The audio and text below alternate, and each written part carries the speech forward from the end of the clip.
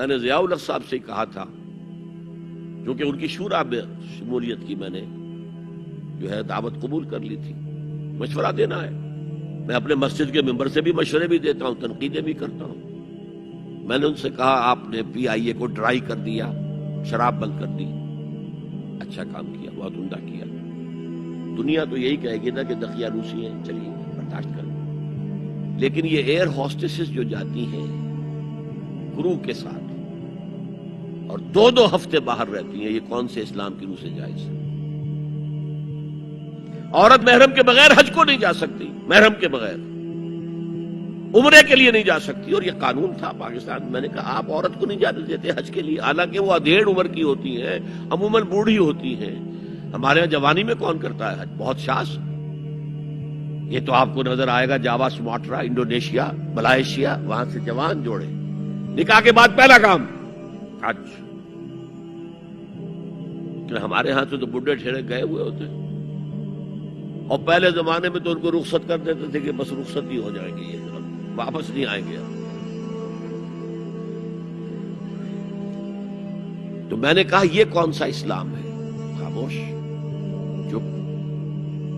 میں نے کہا یہ ناشتے کی ٹرے اور کھانے کی ٹرے مرد نہیں رکھ سکتے صاحب۔ میرے خلاف باقاعدہ خواتین نے جلوس نکالے پاکستان میں جب میں نے پردے کی بات کی۔ گورنر سندھ کی بیوی جو ہے اس نے لیڈ کیا جلوس، مطالبہ کیا کہ ان کی ٹیلی ویژن کے اوپر جو ہے ان کا سامنے آنا بند کیا جائے۔ میں نے کہا ٹھیک ہے۔ بدا الاسلام غریبا ویسعود کما بدا فطوبی للغرباء۔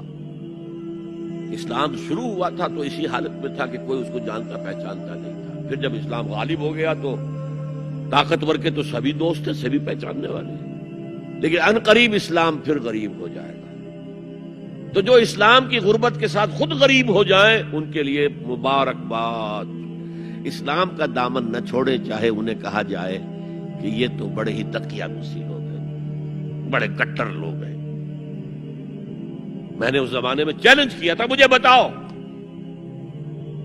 کیا فرق واقع ہوتا ہے؟ آپ کہیں گے عورتوں کو اگر ہم گھر میں بٹھائیں تو ہماری اکانومی سفر کرے گی، آدھی ہماری جو ہے لیبر وہ کام نہیں کرے گی۔ میں نے کہا where there is a will there is a way۔ Cottage industry کا انتظام کرو، نمبر 1، گھروں میں بیٹھ کر کام کریں۔ دوسری جنگ عظیم کے دوران ایک بڑا علاقہ تھا دلی میں جس کا ہر گھر کارخانہ بنا ہوا تھا، کرخندار، یہ ایک قوم کا نام پڑ گیا، کرخندار۔ چھوٹی چھوٹی مشینیں لگی، کہیں بٹن بن رہے، کہیں بکسوئے بن رہے، کہیں نکریں سل رہی ہیں، کہیں پینٹیں سل رہی ہیں، کہیں جو ہے کرتے سل رہے ہیں، قمیضیں۔ صبح کے وقت ٹرک آیا، خام مال دے گیا، شام کو آیا، تیار مال لے گیا۔ عورت نہ گھر سے نکلی نہ باہر گئی، کچھ نہیں، اور کام کیا، کما لیا۔ کاٹیج انڈسٹری کا انتظام کرو۔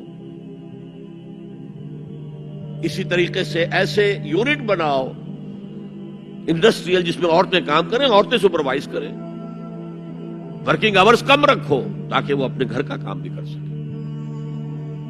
کرو۔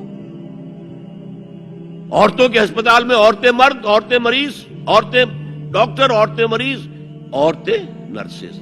مردوں کے ہسپتال میں فیمیل نرسز کا کیا کام ہے؟ کیا میل نرسز نہیں ہوتے؟